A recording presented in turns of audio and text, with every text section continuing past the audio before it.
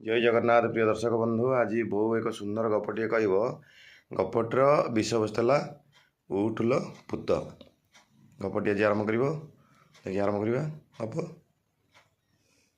ଗୋଟେ ବନସ୍ତରେ କପତି ଯୋଡ଼ିଏ ଥିଲେ। ସେ ଡାଙ୍ଗ ଡୁଙ୍ଗା ପତ୍ର ପାତିରେ ଆଣିକରି ତାଙ୍କର ବସାଟି ବାନ୍ଧିକି ଥାନ୍ତି। ତାଙ୍କର ସନ୍ତାନ ଯୋଡ଼ିଏ ହେଲା, ଗୋଟିଏ ଝିଅଟିଏ। ସେ ସବୁବେଳେ ଜଗାରଖା କରିକି ରହିଥାନ୍ତି। କିଛି ଦିନ ହେଲା ପିଲା ଟିକେ ପାଳିଗଲେ। ତାପରେ ଚତୁର୍ମାସିଆ ଦିନ ଆସିଗଲା, ଖାଦ୍ୟପେୟ ଅଭାବ ହେବ। କପତି ଦୁଇ ଜଣ ଯାକ ଗଲେ ଖାଦ୍ୟ ଯୋଗାଡ଼ କରିବାକୁ। ଯାହା ବିଲ ବାଡ଼ିରେ ଧାନ ଚାଉଳ ପଡ଼େ, ପୋକ ପାଖି ସବୁ ଆଣିକି ସେ ଆସନ୍ତି। ଆଉ ଦିନକର କ'ଣ ହେଇଛି, କିଛି ଧାନ ହେଇଗଲାରୁ ଭାବିଲେ ଆମେ ସେ ଧାନକୁ ଗୁଣ୍ଡ କରିକି ରଖିଲେ ଟିକେ ଟିକେ ଗୁଣ୍ଡ ହେଇଯିବ, ପିଲାମାନେ ଖାଇପାରିବେ, ଆମେ ଖାଇପାରିବା। ଏଠୁ ଧାନ କପତର ଗଣ୍ଡେ ଧାନ ନେଲା, କପତି ଗଣ୍ଡେ ଧାନ ନେଲା। ନେଇକିରି ଗଲେ ତାକୁ କୁଆଡ଼େ ଚୋରିକିରି କୁଟିକିରି ଆଣିବାକୁ।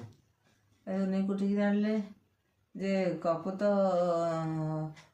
ଚାଲାକ ବେଶୀ କପତିଠୁ।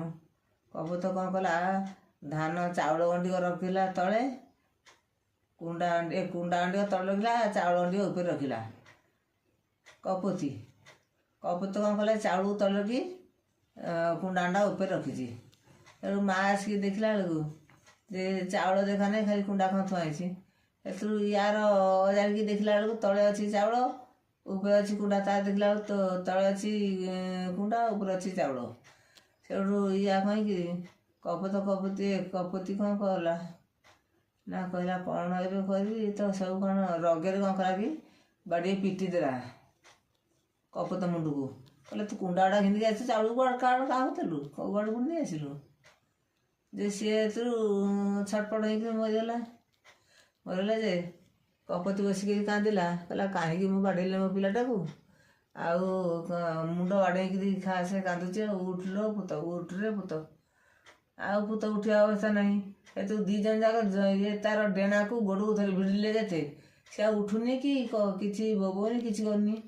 ଆଉ କପତଟି ମରିଗଲା। ଆଉ କିନ୍ତୁ ଆଜି ପର୍ଯ୍ୟନ୍ତ ହେଲା, କୋଉ କାଳ ଯୁଗରୁ ଆଜି ପର୍ଯ୍ୟନ୍ତ ହେଲା, ସବୁବେଳେ ମୁଣ୍ଡ ବାଡ଼େଇକିରି କାନ୍ଦୁଛନ୍ତି, ଉଠରେ ଭୂତ, ଉଠରେ ଭୂତ। ଯେତେବେଳେ ଶୁଣିବ ଗୋଟିଏ କଥା, ଉଠରେ ଭୂତ। ଆଉ ଏମିତି ହେଇକି ବାପା ମା ଦିଟା ବହୁତ ଶୋକ ସନ୍ତାପରେ ରହିଲେ। ଆଉ ପୁଅ ଉଠିବାର ନାହିଁ, କି ଖାଇବାର ନାହିଁ, କିଛି ନାହିଁ। ଆଉ ପୁଅ ମରିଯାଇଛି, ଆଉ କେଉଁଠୁ ଉଠିବ। ବୁଝି ସୁଝି କାର୍ଯ୍ୟ କଲେ ପ୍ରମାଦ ନ ପଡ଼ଇ ଗଲେ। ବୁଝି ସୁଝିକି ଆମେ ଯାହା କରିବା, ଆଉ ନ ଦେଖି ନ କରିକିରି ଆଉ ଚାଉଳ କୁଆଡ଼େ ଗଲା ବେଳେ ଯେ ବାଡ଼େଇ ଦେଲୁ, ଗଲା ଏବେ ମୁଣ୍ଡକୁ ଗଲା ପୁଅ। ଆଉ ଯଦି ଦେଖିଥାନ୍ତୁ ଆଗିଲାରୁ, ଆଉ କାହିଁ ମାରିଥାନ୍ତୁ, କାହିଁକି ପିଲା ମରିଥାନ୍ତା, କାହିଁକି ଏତେ ଆଜ ହେଲେ ମୁଣ୍ଡ ବାଡ଼େଇ